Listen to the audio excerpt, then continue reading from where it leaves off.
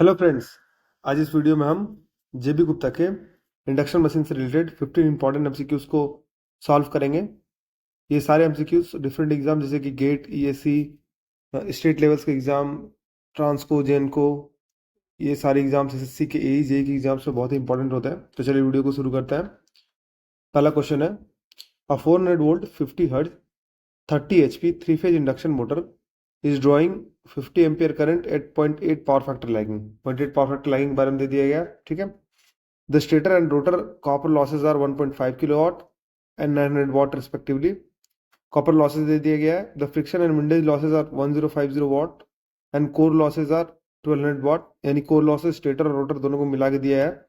The air gap power of the motor will be, motor का air gap power क्या है आपको find करना है, ठीक है। तो देखिए दोस्तों, अगर पावर फ्लो डायग्राम को हम लोग देखें तो हम लोग देखते हैं कि अगर थ्री फेज इंडक्शन मोटर में पावर सप्लाई आता है मेन से, थ्री फेज पावर सप्लाई, जैसे कि हम लोग जानते हैं, तो इस तरह से उसमें उसका लॉस डायग्राम आता है। सबसे पहले आता है हमारा स्टेटर का कॉपर लॉस, ठीक है। उसके बाद आता है हमारा स्टेटर का कोर लॉस। फिर ये दोनों लॉसेस को माइनस करने के बाद हमारे पास एयर गैप पावर आता है जो कि मोटर का इनपुट पावर होता है, ठीक है। उसके बाद उसमें अब रोटर का कॉपर लॉस आता है। फिर आता है रोटर का कोर लॉस, रोटर का कोर लॉस, ठीक है। इन दोनों को माइनस करने पे हमारे पास मैकेनिकल इनपुट आता है। उसमें फ्रिक्शन एंड विंडेज लॉसेस, जिसको मैकेनिकल लॉसेस बोलते हैं, उसको माइनस करने पे हमारा शाफ्ट का पावर आता है, ठीक है। इस डायग्राम को आप याद रखिएगा, बहुत ही इंपॉर्टेंट है, बार बार हमने यूज करना है इसको, ठीक है। तो अब इसके थ्रू देखते हैं। सबसे पहले पावर इनपुट निकालते हैं हम, ठीक है। तो पावर इनपुट क्या होगा, √3 VI into cos five, √3 into voltage कितना दिया है 400, इंटू कितना करंट ड्रॉ करता है मेन से 50 एम्पियर, इंटू कॉस फाइव है 0.8। इसको अगर आप कैलकुलेट कीजिएगा तो वैल्यू आएगा 27712 वाट, ठीक है। अभी देखिए, एयर गैप पावर उस फ्लो डायग्राम से आप देख सकते हैं क्या होगा। पावर इनपुट जैसे मैंने आपको बताया था, माइनस स्टेटर का कॉपर लॉस। सपोज कीजिए स्टेटर कॉपर लॉस को हम लोग STCU लिखते हैं, स्टेटर का कॉपर लॉस, ठीक है, माइनस स्टेटर का आयरन लॉस जिसको हम लोग आई लिखते हैं, ठीक है। अभी देखिए इसमें क्या है, फ्रीक्वेंसी सिंस रोटर की बहुत ही कम होती है, तो इसका मतलब है क्या कि जो रोटर का कोर लॉस है उसका वैल्यू बहुत कम होता है। क्वेश्चन में जो दिया है आपका टोटल कोर लॉस दिया है, तो हम लोग अगर रोटर के कोर लॉस को नेगलेक्ट करें तो हमारा स्टेटर का कोर लॉस जो है टोटल कोर लॉस के बराबर हो जाएगा। तो हम लोग मीन वाइल उसको नेगलेक्ट करते हैं, ठीक है। तो अगर हम लोग स्टेटर के कोर लॉस को नेगलेक्ट करें तो यहाँ पर क्या आएगा, 1200 वाट आएगा। पावर इनपुट हमारा क्या है, 27712 वाट है, माइनस स्टेटर का कॉपर लॉस कितना दिया हुआ है, स्टेटर कॉपर लॉस दिया है 1.5 किलोवाट यानी कि 1500 वाट, माइनस स्टेटर का आयरन लॉस है वो कितना दिया हुआ है, जो कि टोटल आयरन लॉस के बराबर होगा, वो है 1200। अगर सब कुछ सब्सट्रैक्ट करें तो वैल्यू आएगा 25010, यानी कि ये 25.01 किलोवाट, ठीक है। यानी कि इसमें सही आंसर क्या हो जाएगा, सी। नेक्स्ट क्वेश्चन बढ़ते हैं।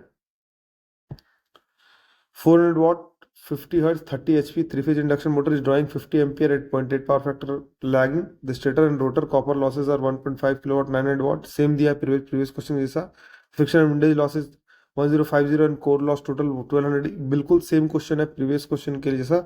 तो इसको हम लोग सॉल्व नहीं करते, हम लोग प्रीवियस क्वेश्चन को जैसे मैंने सॉल्व किया था उस तरह से हम लोग सॉल्व कर सकते हैं। आंसर आएगा 25 किलोवाट, ठीक है। एक बार मैं फिर से रिवीजन करता हूँ पावर फ्लो डायग्राम का। देखिए पावर इनपुट आता है, उसके बाद उसमें क्या माइनस होता है, स्टेटर का कोर लॉस, ठीक है। स्टेटर का कोर लॉस, इसको हम लोग आयरन लॉस बोलते हैं, आई भी लिख सकते हैं। फिर स्टेटर का कॉपर लॉस, ठीक है। फिर ये जो पावर फ्लो डायग्राम में जो पावर आता है इसको पावर एयर गैप पावर बोलते हैं, जो कि रोटर का इनपुट होता है, ठीक है। रोटर का इनपुट होता है, उसमें अब हम क्या माइनस करते हैं, रोटर का कॉपर लॉस। फिर हम लोग माइनस करते हैं रोटर का कोर लॉस यानी आई। इससे हमारे पास आता है मैकेनिकल पावर डेवलप, उसमें हम लोग माइनस करते हैं फ्रिक्शन एंड विंडेज लॉसेस को या मैकेनिकल लॉसेस को, तो ये हमारा आता है शाफ्ट पावर, ठीक है। तो ये पावर फ्लो डायग्राम आप याद रखिए, इससे क्वेश्चन सॉल्व कर सकते हैं।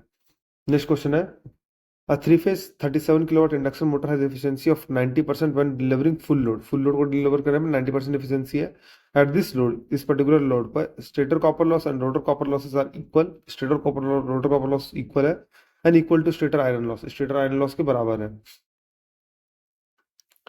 The the mechanical losses are one third of the no load losses. Mechanical losses को one third of the no load losses लेते हैं।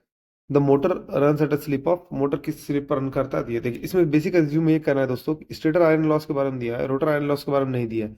तो सिंस रोटर आयरन लॉस मैंने आपको बताया था स्लिप फ्रीक्वेंसी पे काम करता है, तो इस पे डिपेंडेंट करता है। जिसमें दो तरह के लॉसेस होते हैं रोटर में, आयरन लॉसेस में।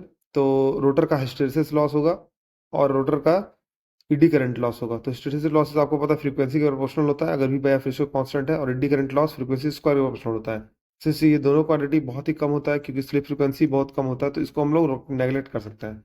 तो हम लोग इसमें क्या करेंगे, रोटर का जो आयरन लॉस होगा आई, इसको हम लोग लगभग जीरो मानेंगे। ठीक है, ये एजम्पशन हमें करना पड़ेगा। अब फर्दर क्वेश्चन में क्या दिया है, 37 kilowatt motor has efficiency of 90%। ठीक है, तो इसका मतलब है क्या कि 37 किलोवाट आपको हमेशा, अगर इस तरह से क्वेश्चन दिया रहा है कि 37 किलोवाट इंडक्शन मोटर या कोई और रेटिंग लिखा रहे, तो ये ऑलवेज पावर आउटपुट होता है। तो हमारा इफिशियंसी क्या होता है दोस्तों, इफिशियंसी होता है power input output divided by power input. ठीक है, तो पावर आउटपुट दिया हुआ है, पावर इनपुट हम निकाल सकते हैं। पावर इनपुट क्या हो जाएगा, पावर इनपुट हो जाएगा आपका power output divided by efficiency. तो इससे हम लोग निकालते हैं, तो हमारे पास पावर इनपुट क्या आएगा, पावर इनपुट आएगा, पावर आउटपुट कितना है 37 डिवाइडेड बाय 0.9, 90% एफिशिएंसी है, तो वो हमारा आएगा 41.11। आप इसे याद रखिएगा।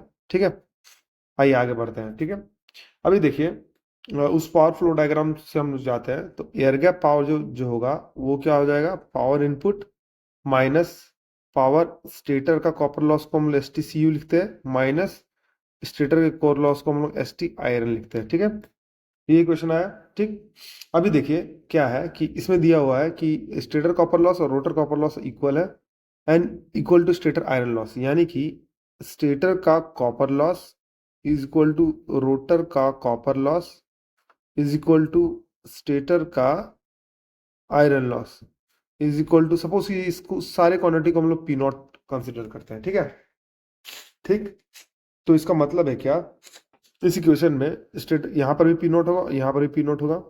तो इसका मतलब है क्या, इसको हम लोग फर्दर लिख सकते हैं, रोटर कॉपर लॉस भी को भी हम लोग पी नॉट लिखते हैं।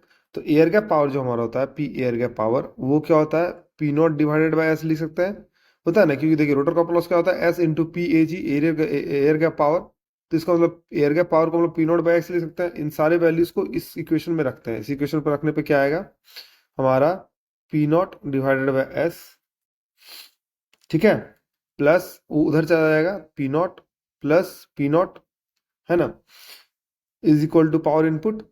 पावर इनपुट, ये पावर इनपुट हमारा क्या है, हम लोग ने निकाला था 41.11। ठीक है, तो ये इक्वेशन आया क्या, 2 p not plus p not by s is equal to 41.11। ये इक्वेशन 1 है, आप इसे याद रखिएगा। ठीक है, अच्छा, नेक्स्ट कंसेप्ट को देखते हैं। अब बोल रहा है कि मैकेनिकल लॉसेस और one third of the no load losses. देखिए जो हमारा ट्रांसफार्मर केस में जो नो लोड लॉसेस होता था, वो क्या कंसिस्ट करता था, स्टेटर ये प्राइमरी का जो हमारा कोर लॉस है, सेकेंडरी का कोर लॉस है, उसमें कंसिडरेशन था। इसमें क्या था कि नो लोड लॉसेस के केस में क्या होगा, हमारा जो करंट है,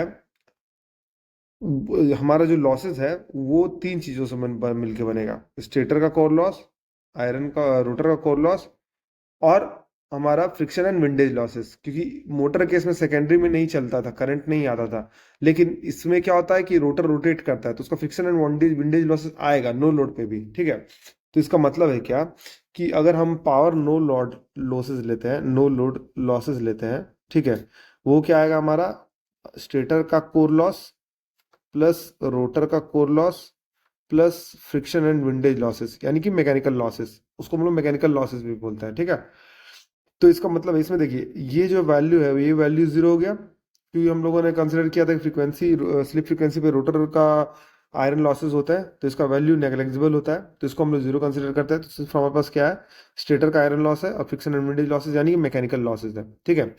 तो इसका मतलब है क्या, ये नो लोड लॉसेस जो है वो क्या है, नो लोड लॉसेस है, mechanical losses one third of no load losses है। इसका मतलब है क्या कि इसको और भी ऐसे भी सकते हैं हम कि 3 टाइम्स जो है मैकेनिकल लॉसेस है ना, इसको एम एल लिखते हैं, फिक्स्ड एंड विंडेज लॉसेस को हम लोग पी एम एल लिखते हैं, ठीक है, ज़्यादा अंडरस्टैंडिंग के लिए।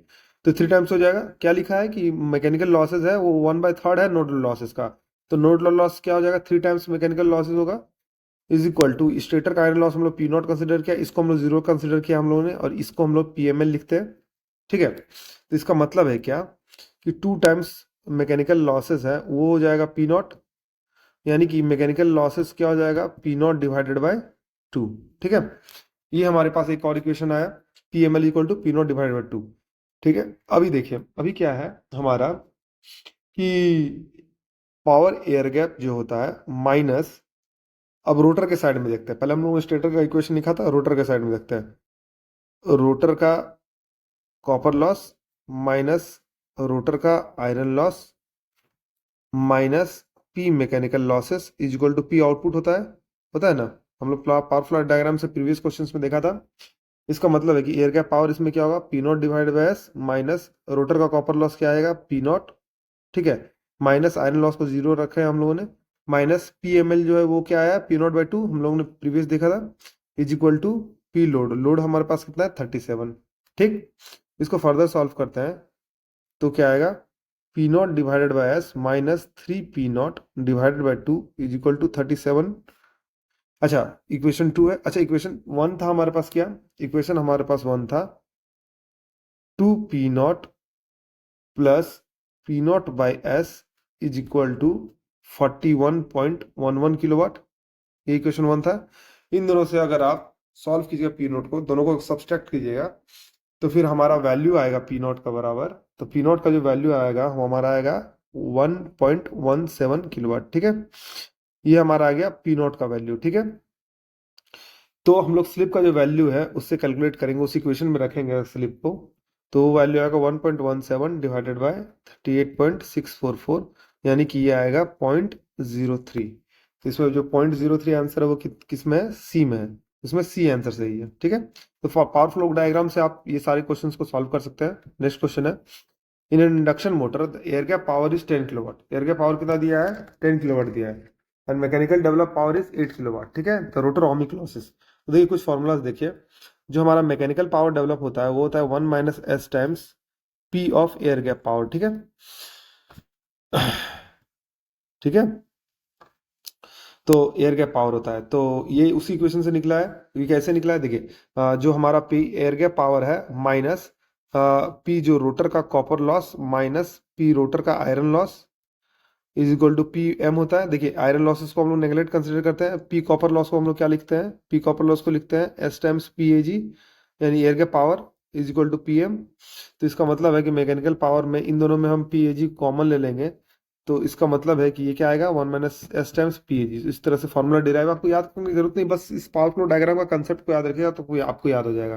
तो अब इस इक्वेशन का हम लोग यूज करते हैं, तो इसका मतलब है कि 1 minus s is equal to क्या हो जाएगा, हमारा p mechanical power divided by p air gap power, तो मैकेनिकल पावर हमारे पास कितना है 8 है डिवाइडेड बाई 10 यानी कि 0.8, स्लिप का वैल्यू क्या आएगा 0.2, ठीक है। स्लिप का वैल्यू 0.2 दे दिया है, हमें पता है कि जो कॉपर लॉस होता है रोटर का कॉपर लॉस वो क्या होता है S times P air gap power, यानी कि 0.2 टाइम्स एयर गैप पावर कितना है 10, इसको मल्टीप्लाई किया जाए तो वैल्यू क्या आएगा 2, तो यानी कि 2 किलोवाट आएगा। तो इसका मतलब सी ऑप्शन सही है, ठीक है। नेक्स्ट क्वेश्चन देखते हैं, What is the rotor copper loss of a three-phase 550 volt 50 hertz 6 pole induction motor developing 4.1 kilowatt at shaft, यानी मैकेनिकल शाफ्ट पावर दिया है, ठीक है। तो मैकेनिकल लॉस दिया है यानी फ्रिक्शन एंड विंडेज लॉसेस कितना दिया है 750 वाट एट 970 आरपीएम। तो जो डाटा दिया है इसमें क्या क्या दिया है दोस्तों, देखिए रोटर का स्पीड दिया है हमें 970 आरपीएम, फ्रीक्वेंसी दिया हुआ है, और हमारा नंबर ऑफ पोल्स दिया है। तो हम लोग सबसे पहले सिंक्रोनस स्पीड निकालते हैं, तो 120 into F divided by P, यानी कि 120 इंटू जो हमारा फ्रिक्वेंसी दिया है कितना है 50 divided by p number of poles कितना है 6, तो ये आएगा 1000 आरपीएम, ठीक है। देयरफॉर जो हमारा स्लिप है इस पर्टिकुलर स्पीड पे वो क्या आएगा 1000 माइनस 970 डिवाइडेड बाय 1000, यानी कि ये वैल्यू आएगा 0.03। ठीक है। अच्छा, ये हमारा निकल गया स्लिप का वैल्यू। ठीक है। अभी क्या दिया है कि शाफ्ट पावर दिया है 4.1 किलोवाट, यानी कि पी शाफ्ट पावर दिया है 4.1 किलोवाट। अभी देखिए दोस्तों, आपको फॉर्मूला में ये पता है कि हमारा जो शाफ्ट पावर होता है, शाफ्ट पावर वो क्या होता है, mechanical power minus friction and windage losses. Shaft power कितना दिया है 4.1 is equal to mechanical power minus friction and windage losses. इसको कन्वर्ट करेंगे, अगर उसको 1000 से डिवाइड करेंगे तो 0.750 आएगा। तो यानी कि जो हमारा मैकेनिकल पावर है वो क्या आ जाएगा 4.850। ठीक है, ये वैल्यू आ गया। अच्छा, अब हम लोग जो कॉपर लॉस है वो मैकेनिकल पावर के टर्म में कैसे हम लोग लिख सकते हैं, S divided by 1 minus S into mechanical. ठीक है। क्यों? क्योंकि देखिए एयर गैप पावर क्या होता है, एयर गैप पावर होता है, मैकेनिकल पावर क्या होता है 1 minus S times air gap power. ठीक है। अब एयर गैप पावर होगा क्या, mechanical power divided by 1 minus S हो जाएगा, और एयर गैप पावर को एस से मल्टीप्लाई करने से कॉपर लॉस आएगा। ठीक है। तो इस तरह से ये फॉर्मूला भी डिराइव होता है। तो इस फॉर्मूला में हम लोग एस का वैल्यू रखेंगे। एस का वैल्यू हमारे पास क्या आया था, एस का वैल्यू आया था 0.03 डिवाइडेड बाय 1 माइनस 0.03 इंटू जो मैकेनिकल पावर है, मैकेनिकल पावर कितना हमने निकाला है 4.850। इन सबको कैलकुलेट कीजिएगा तो इसका वैल्यू आएगा 150 वाट, यानी कि इसमें बी ऑप्शन सही है। ठीक है। नेक्स्ट क्वेश्चन देखते हैं। The synchronous what is the torque which under synchronous speed would develop a power of 1 watt और power input to the rotor in watts। Shaft output नहीं होगा क्योंकि शाफ्ट आउटपुट हमारा रोटर के फ्रीक्वेंसी, रोटर के speed पे depend करता है, तो सिंक्रोनस स्पीड तो हो नहीं सकता। Input power to the stator ये नहीं होगा क्योंकि पावर इनपुट मेन से ये आता ही नहीं है, और उसको हम लोग उसमें लेंगे ही नहीं। The unit of ratings of synchronous machine बिल्कुल सिंक्रोनस मशीन इंडक्शन से रिलेटेड है ही नहीं, तो इसका मतलब है कि इसमें ए ऑप्शन सही हो जाएगा। ठीक है। नेक्स्ट क्वेश्चन देखते हैं। The no load current in induction motor is dash in comparison to that of power transformer. तो क्या होगा, मच हायर होता है। देखिए होता क्या है दोस्तों, इसको आप कंसेप्ट समझिएगा। जो ट्रांसफार्मर होता है उसमें जो प्राइमरी और सेकेंडरी वाइंडिंग होता है वो कोर से लिंक होता है। ठीक है। अब कोर से जब वो लिंक होता है तो इसका मतलब क्या है कि उसमें जो सारा का सारा फ्लक्स है एक कोर से फ्लो होता है। तो इसमें बेसिकली जो भी फ्लक्स होता है थोड़ा बहुत लीकेज फ्लक्स होता है, लेकिन इन दोनों के बीच में म्यूचुअल कपलिंग एक सॉलिड मीडियम से होता है। देखिए लेकिन इंडक्शन मशीन केस में होता है क्या कि हम लोग ये स्टेटर है, इसमें हम लोग 3 फेज सप्लाई अप्लाई करते हैं, तो रोटेटिंग मैग्नेटिक फील्ड के थ्रू ये जो रोटर है वो रोटेट होता है। इन दोनों के बीच में एक एयर गैप रखते हैं जिसमें वो रोटेट होता है। इस एयर गैप को हम लोग बहुत मिनिमम रखते हैं। ठीक है। लेकिन एक एयर गैप होता है, तो अब जो फ्लक्स है दोनों म्यूचुअल फ्लक्स वो उसको इस एयर गैप के थ्रू फ्लो होना पड़ता है स्टेटर से रोटर में। ठीक है। तो अभी क्या है कि ये एक हाई रिलक्टेंस पाथ है क्योंकि एयर एक हाई रिलक्टेंस पाथ है। कॉन्स्ट हमें ऑलवेज, वेदर ये ट्रांसफार्मर हो चाहे सिंक्रोनस मशीन हो, दोनों केसेस में फ्लक्स को कांस्टेंट रखना पड़ता है। कांस्टेंट जनरेशन ऑफ टॉर्क के लिए फ्लक्स को कांस्टेंट रखना पड़ता है। अब जो फ्लक्स का इक्वेशन होता है वो क्या होता है, एमएमएफ डिवाइडेड बाय क्या होता है, वो रिलक्टेंस होता है। एमएमएफ को हम लोग लिख सकते हैं number of turns into current divided by ये होगा रिलक्टेंस। अभी देखिए इसमें ट्रांसफार्मर केस में ये रिलक्टेंस पाथ लो होता है, लेकिन इंडक्शन मशीन केस में ये जो रिलक्टेंस पाथ होता है उसमें रिलक्टेंस का वैल्यू हाई होगा क्योंकि एयर गैप होगा। फ्लक्स को हमको कांस्टेंट रखना है, तो आप लॉजिकली देखिए अगर रिलक्टेंस अगर आगे ज़्यादा होगा तो ऑब्वियसली वो जो करंट है वो ज़्यादा ड्रॉ करेगा मेन से, जिससे क्या होगा कि सेम फ्लक्स मेंटेन हो। अब ये ज़्यादा करंट मेन ड्रॉ करेगा, इसका मतलब उसमें जो नो लोड करंट है उसका वैल्यू ज़्यादा होगा इस फ्लक्स से सेटअप के लिए। ठीक है। तो इसका वैल्यू क्या हो जाएगा, मच हायर हो जाएगा। ठीक है। दूसरा केस, ये दूसरा पॉइंट और ये है कि जो हमारा जो नो लोड करंट है वो ओनली स्टेटर का, ओनली प्राइमरी का जो हमारा कोर लॉस है उसको वो फीड करता था, और मैग्नेटाइजिंग करंट दो कंपोनेंट होता था ट्रांसफार्मर केस में। लेकिन यहाँ पर आई नोट है, उसमें क्या होगा, रोटर जो है वो रोटर की अपनी स्पीड होगी। ठीक है। सेकेंडरी जो है रोटर का जो इक्विवेलेंट होता है उसमें उसकी अपनी स्पीड होती है। तो स्टेटर का कोर लॉस, रोटर का कोर लॉस और हमारा फ्रिक्शन एंड विंडेज लॉसेस तीनों को काटर करता है, तो इसी के लिए आई नोट का वैल्यू ज्यादा होता है उससे कंपेरिजन में। ठीक है। तो मच हायर होता है। ठीक है। नेक्स्ट क्वेश्चन है, the equivalent circuit per phase of 3 phase transformer is similar to that of 3 phase induction motor, but the transformer does not develop any torque, this is due to. तो क्या होगा, non fulfilment of condition of space conditioning of finding, यानी space conditioning of finding नहीं होता है, इसके लिए ये क्या होता है, कोई टॉर्क डेवलप नहीं करता है, दोनों के बीच में एयर गैप नहीं होता है, और जो इंडक्शन मशीन में जो वाइंडिंग होता है वो डिस्ट्रीब्यूटेड वाइंडिंग होता है। ठीक है, थ्रू आउट द स्टेटर का जो जितना भी सरकमफेरेंस है उसमें वाइंडिंग डिस्ट्रीब्यूटेड होता है। ठीक है, और रोटर में भी वाइंडिंग डिस्ट्रीब्यूटेड होता है। ठीक है, तो ये डिस्ट्रीब्यूशन ऑफ वाइंडिंग होता है। इसी के लिए इफेक्टिव नंबर ऑफ टर्न्स जो है वो कम हो जाता है स्टेटर और रोटर में, क्योंकि वो डिस्ट्रीब्यूटेड वाइंडिंग होता है। एक फैक्टर होता है वाइंडिंग फैक्टर, उसके से कम हो जाता है, यानी कि इफेक्टिव नंबर ऑफ टर्न्स होता है स्टेटर में, वो क्या होता है, winding factor into actual number of turns. ठीक है, स्टेटर और रोटर दोनों केस में। ठीक है, नेक्स्ट क्वेश्चन देखते हैं। Induction motor can be regarded as generalize transformer due to certain similarity except rated. Rated क्या होती है, फ्रीक्वेंसी सेम नहीं होती है, क्योंकि जनरलाइज ट्रांसफार्मर में क्या होता है कि जो प्राइमरी की जो फ्रीक्वेंसी होती है और जो सेकेंडरी फ्रीक्वेंसी होती है, दोनों की फ्रीक्वेंसी एफ होती है। लेकिन इसमें जो स्टेटर की जो फ्रीक्वेंसी होती है इंडक्शन मशीन के इसमें, वो रेटेड फ्रीक्वेंसी होती है, लेकिन जो रोटर की जो फ्रीक्वेंसी होती है वो होती है स्लिप फ्रीक्वेंसी, तो फ्रीक्वेंसी इक्वल नहीं होती है। नेक्स्ट क्वेश्चन देखते हैं। In a three phase induction motor the variable mechanical load is represented electrically by variable resistance only. देखिए, अगर हम लोग मॉडलिंग करें इसका, तो हमारा अगर सेकेंडरी ईएमएफ है E2, ये है हमारा X2, ये हमारा variable resistance R2 divided by S होता है। ये हम लोग रेटेड ईएमएफ पे देते हैं, स्लिप ईएमएफ पे नहीं देते। स्लिप पे क्या होता है, SE2, और ये S यहाँ पर आता है, R2 सिर्फ होता है। तो उसका मॉडलिंग हम लोग रेटेड पे करते हैं, तो R2 डिवाइडेड बाय S ये वेरिएबल होता है कि स्लिप वेरिएबल होता है।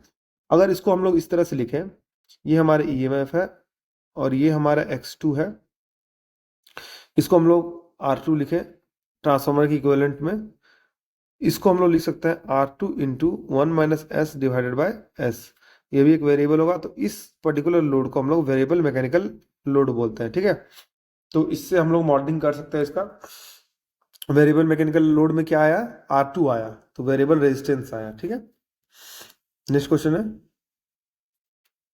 Induction motor has rotor resistance RR, standstill rotor induced voltage ESS, and stator to rotor effective turn ratio M. In an equivalent circuit of this machine, the rotor resistance is shown as M square into R2 RR divided by S, where S is the slip. This implies that the value of the equivalent rotor circuit voltage will be, equivalent rotor circuit voltage का जो हम लोगों को पहले भी देखा था, ये क्या हो जाएगा, इस ESS। ठीक है, अभी देखिए M है हमारा क्या है, इफेक्टिव टर्न रेशियो। तो अगर इसको हम लोग रेफर करें, तो रेफर क्वांटिटी में जो इम्पीडेंस है उसके सारे फैक्टर्स में एम स्क्वायर मल्टीप्लाई हो जाएगा। ठीक है, रोटर का रेजिस्टेंस इसी तरह से वेरिएबल क्या हो जाएगा, m square into r r r divided by s. ठीक है, और इसमें जो फैक्टर आएगा वो आएगा एम। देखिए, अगर रेफर कभी भी किया जाए तो एम जो टर्न रेशियो वो ई एस एस के साथ, ई एम एफ के साथ मल्टीप्लाई होगा, और करंट के केस में वो डिवाइड हो जाएगा। अगर ई एस एस रखता तो करंट केस में एम होता, तो इसमें इक्वेशन में क्या आएगा answer, M into E S F. ठीक है, नेक्स्ट क्वेश्चन देखते हैं। The stator referred resistance in the equivalent circuit for induction motor representing mechanical output. जैसे कि मैंने डिराइव किया था, मैं एक बार फिर से डिराइव करता हूँ। ये क्या आ जाएगा, E2 आएगा, ये आएगा X2, ये है रिफर्ड है। ठीक है, ये वेरिएबल आएगा हमारा R2 dash divided by S। इसका अगर मैकेनिकल आउटपुट इक्विवेलेंट निकालें तो ये आएगा हमारा X2 डैश, ये हमारा आएगा R2 डैश, ये हमारा E2, और ये है हमारा R2 dash into 1 - S divide by S होता है, उसको हम ऐसे लिख सकते हैं 1 - S minus 1 divide by S minus 1। तो ये हमारा मैकेनिकल आउटपुट होता है। ठीक है, ये ट्रांसफार्मर इक्विवेलेंट के जैसा हो गया, R2 और X2 डैश, और ये मैकेनिकल आउटपुट है। तो अब हम इस तरह से इसको रिप्रेजेंट कर सकते हैं। तो इसमें आंसर क्या आएगा, बी आंसर सही आएगा। ठीक है, नेक्स्ट क्वेश्चन है। If the load on an induction motor is increase from no load to full load, it slip and power factor will be. देखिए, अगर नो लोड से फुल लोड हम लोग लोड को बढ़ाते हैं, तो ट्रांसफार्मर केस में आपने देखा है कि क्या होता है, जो हमारा इक्वेशन होता है J D omega by D T, stability की इक्वेशन इज इक्वल टू जो हमारा electrical power develop divided by load. अब इस लोड को बढ़ाने से क्या होगा, D by D D T omega divided by D T momentarily, ये निगेटिव हो जाएगा। निगेटिव होने का मतलब क्या है कि ओमेगा घट रहा है। ठीक है, ओमेगा घटा यानी स्पीड घटा, तो इसका मतलब स्पीड घटने पे क्या होगा, जो हमारा स्लिप होगा वो क्या होगा, N S minus N R divided by N S होता है। अब ये स्पीड घट गया तो उससे क्या हो जाएगा, स्लिप का वैल्यू क्या हो जाएगा, बढ़ जाएगा। तो स्लिप क्या हो जाएगा, बढ़ जाएगा। ठीक है, नेक्स्ट देखते हैं इसमें। अब पावर फैक्टर के बारे में देखते हैं। अभी लोड को बढ़ाने पे क्या होता है कि अब इस लोड को मैच करना है, तभी वो स्टेबिलिटी में आएगा इंडक्शन मोटर। तो उसको इक्विवेलेंट टॉर्क के बराबर करना है ना, जनरेटेड टॉर्क के बराबर। अब जनरेटेड टॉर्क बराबर कब होगा कि ये पावर कब बढ़ेगा, जब I2 करंट बढ़ेगा, ठीक है, लोड करंट बढ़ेगा। अब जब ये लोड करंट बढ़ेगा तो PE का वैल्यू बढ़ जाएगा। तो लोड करंट बढ़ने पे क्या होगा, देखिए हमारा जब भी लोड करंट बढ़ता है तो ये हमारा EMF है, ये हमारा I2 लोड करंट है। तो ये जो एंगल होगा थीटा, पावर फैक्टर एंगल, वो इधर की ओर शिफ्ट हो जाएगा। जैसे ही वो बढ़ेगा वो इधर की ओर, ई की ओर शिफ्ट हो जाएगा। तो पावर फैक्टर एंगल हो जाएगा, वो घट जाएगा। अगर पावर फैक्टर एंगल घट जाएगा तो इसका मतलब है कि कॉस में जो थीटा 2 का वैल्यू है वो बढ़ जाएगा। अब कॉस का रूल पता है, तो इसका मतलब पावर फैक्टर बढ़ जाएगा। पावर फैक्टर क्या हो जाएगा, इंप्रूव हो जाएगा। लोड बढ़ने से करंट बढ़ेगा और पावर फैक्टर भी इंप्रूव हो जाएगा, ठीक है। तो दोनों केस में डी ऑप्शन सही हो जाएगा, ठीक है। नेक्स्ट क्वेश्चन देखते हैं। The output power of a three phase induction motor will maximum when equivalent load resistance is equal to stand still leakage reactance of the leakage dash, यानी कि इंपीडेंस ऑफ द मोटर, ठीक है।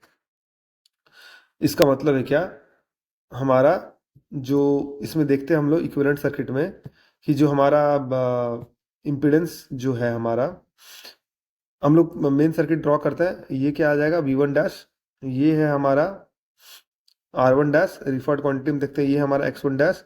अगर बीच के जो quantity है उसको हम लोग नेगलेक्ट करें, है कि नो लोड का जो ये इम्पीडेंस है XM, उसको हम लोग अगर नेगलेक्ट कर दें तो इसका मतलब है क्या, इसकी इक्विवेलेंट जो वैल्यू है X2 डैश और ये है R2 डैश, ये ए और बी पॉइंट के अक्रॉस अगर हम लोग लोड कनेक्ट कर दें तो ये है हमारा लोड, ठीक है। स्टैंड स्टिल क्वांटिटी है ये।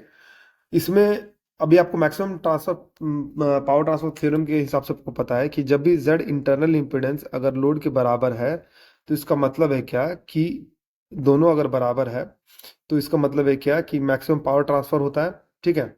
तो इसका मतलब है क्या, इन सारे क्वांटिटीज में अगर रोटर और स्टेटर दोनों का रेजिस्टेंस, दोनों के रोटर और रेजिस्टेंस के दोनों, क्योंकि हाई रेटिंग मोटर में क्या होता है, हम लोग डेलिबरेटली हम लोग रेजिस्टेंस के वैल्यू को बहुत कम रखते हैं। तो इसका मतलब है कि इनको अगर नेगलेक्ट किया जाए तो सिर्फ हमारा इक्विवेलेंट लीकेज इम्पीडेंस आता है, ठीक है। उसमें लीकेज इम्पीडेंस में X1 प्लस X2 डैश आएगा, X1 dash plus X2 dash. तो अगर ये दोनों इस लोड के बराबर होगा तो इसके थ्रू मैक्सिमम पावर ट्रांसफर होगा, ठीक है। तो उसके हिसाब से हम लोग देखते हैं कि Z1 डैश अगर Z लोड के बराबर आएगा तो मैक्सिमम पावर ट्रांसफर होगा। तो इसका मतलब है कि ए ऑप्शन सही हो जाएगा, ठीक है। नेक्स्ट क्वेश्चन है the power factor of an induction motor operating at no load have a value around, क्या आएगा, 0.2 लाख, 0.2 लाख के बराबर होगा। यानी कि पावर फैक्टर का वैल्यू बहुत ही कम होगा। क्यों कम होगा, क्योंकि क्या होगा, होता है ना कि नो लोड पे जो पावर फैक्टर एंगल थीटा का वैल्यू होता है बहुत ज़्यादा होता है, क्योंकि उसमें मेन लोड तो कुछ रहता नहीं है, ओनली नो लोड रहता है I0, ठीक है। उसको दो कंपोनेंट होता है, I म्यू और IW। यहाँ पर अगर हम फ्लक्स फाई को ड्रॉ करें, यहाँ पर वोल्टेज V को ड्रॉ करें, तो ये जो थीटा का एंगल का वैल्यू बहुत बड़ा होता है, तो कॉस फाई का वैल्यू बहुत छोटा होता है। तो ये 0.2 के अराउंड आएगा, और फुल लोड में यह 0.9 के अराउंड लैग आएगा। तो इसमें सी ऑप्शन सही होगा, ठीक है। दोस्तों अगर आपको वीडियो पसंद आया तो वीडियो को लाइक कीजिए, चैनल को फॉलो कीजिए और सब्सक्राइब कीजिए, और बेल नोटिफिकेशन को प्रेस कर दीजिए ताकि इसी तरह के इंपॉर्टेंट अपडेट्स मैं आपके पास लाता रहूँ। तो आपका सपोर्ट मुझे बहुत ही मोटिवेट करता है इस तरह का वीडियो बनाने के लिए। तो वीडियो में बने रहने के लिए धन्यवाद। मिलते हैं आपसे अगले वीडियो में।